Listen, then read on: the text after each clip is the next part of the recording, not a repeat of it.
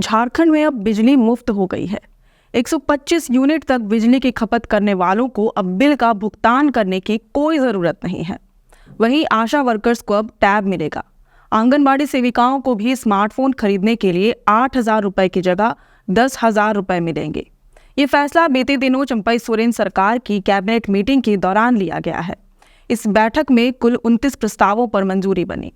बिजली बिल की बात करें तो इससे पहले तक 100 यूनिट तक बिजली की खपत करने वालों के लिए मुफ्त बिजली की सुविधा उपलब्ध कराई गई थी, लेकिन अब इसे बढ़ाकर 125 यूनिट कर दिया गया है।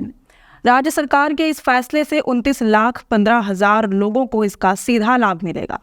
इससे पहले तक जब 100 यूनिट तक मुफ्त बिजली की सुविधा थी, तब 21,72,000 लोगों को इसका लाभ मिल पा रहा था।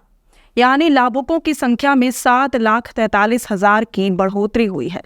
पर याद रहे, ये लाभ JBVNL द्वारा अधिसूचना जारी किए जाने के बाद ही मिलेगा। 100 यूनिट तक बिजली मुफ्त देने पर राज्य सरकार JBVNL को हर महीने करीब 100 करोड़ रुपए का भुगतान करती थी, लेकिन अब 175 करोड़ रुपए का भुगतान करना होगा। वहीं राज्य की सहियाओं आशा वर्कर्स को टैब देने का फैसला किया गया है। राज्य सरकार के इस फैसले से 42,664 आशा वर्कर्स को इसका सीधा लाभ मिलेगा। टैब खरीदने के लिए सरकार को करीब 114 करोड़ 25 लाख रुपए खर्च करने होंगे।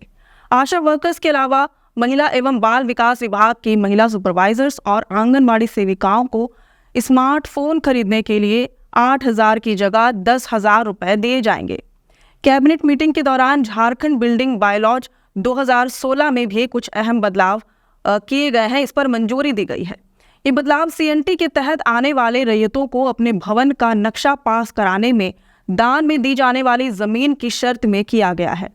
यानी अब CNT के दायरे में आने वाली रैयत अपनी जमीन सरेंडर करने के बाद शपथ पत्र के माध्यम से वादा करेंगे कि भविष्य में उस जमीन का वे कोई इस्तेमाल नहीं करेंगे। अगर उस जमीन का इस्तेमाल किया गया तो उनके मकान का नक्शा रद्द कर दिया जाएगा।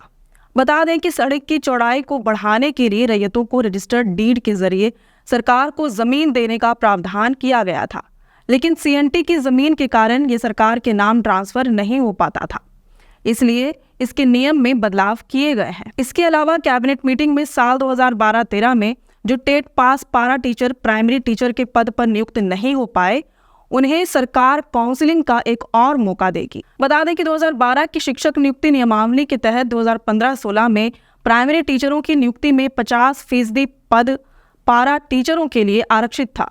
उस समय हुई नियुक्ति में काफी संख्या में पद खाली रह गए। काउंसलिंग रोक दी गई। गैर पारा टीचर कोटि में चयनित पारा टीचरों को सेवा मुक्त कर दिया गया। बाद में 2019 में नियमावली में बदलाव करके पारा टीचरों को मौका दिया गया। उस समय मार्क्स कम लाने वाले पारा टीचरों को नियुक्त कर दिया गया और ज्यादा मार्क्स लाने वाले पीछे छूट गए। पारा टीचर फिर हाईकोर्ट गए। हाईकोर्ट ने नवंबर 2019 में सरकार को ऐसे पारा टीचरों को एक और मौका देने का आदेश दिया। इसके बाद ये फैसला लिया गया। इसके अलावा रांची के होटवार में सरकार ने मिल्क पाउडर और मिल्क प्रोडक्ट प्लांट लाने का फैसला किया है। साथ ही गिरिडीह और जमशेदपुर में नया डेयरी प्लांट लगाने का भी फैसला किया गया है। इन योजनाओं में करीब 320 करोड़ 28 लाख रुपए के खर्च आएंगे। वहीं पुलिस बहाली की दौड़ में अब RFID चिप का इस्तेमाल नहीं किया जाएगा, इस पर रोक लगा दी गई है। इसे लेकर झारखंड पुलिस नियुक्ति नियमावली में संशोधन किया गया।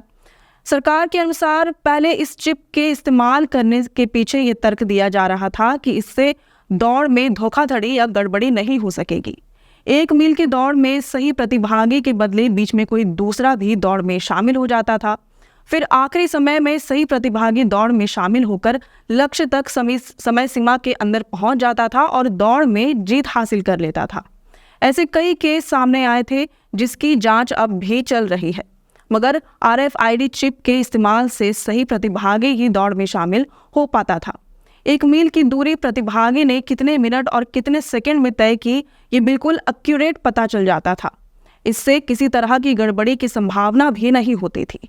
लेकिन अब इस चिप के इस्तेमाल पर रोक लगा दी गई है। हालांकि इसका कारण अभी तक पता नहीं लग पाया है। कैबिनेट मीटिंग में दरोगा नियुक्ति नियमावली में भी अहम बदलाव किए गए हैं। एक बार फिर रेंज DIG को ही दरोगा नियुक्ति के लिए ऑथराइज किया गया है।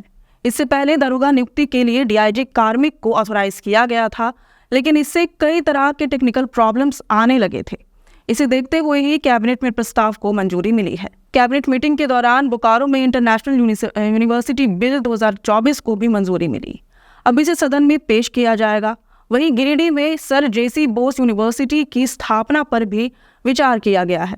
हालांकि कुछ तकनीकी कारणों की वजह से प्रस्ताव को स्वीकार नहीं किया जा सका। अगली कैबिनेट की बैठक में इस पर फिर से विचार किया जाएगा। आज के लिए इतना ही। अगर आपको ये वीडियो पसंद आया हो तो इसे ज़रूर से लाइक और शेयर करें। हमारे चैनल लोकतंत्र 19 को फेसबुक पर फॉलो और यूट्यूब पर सब्सक्राइब करना ना भूलें। फिलहाल लेते हैं विदा। जोहार।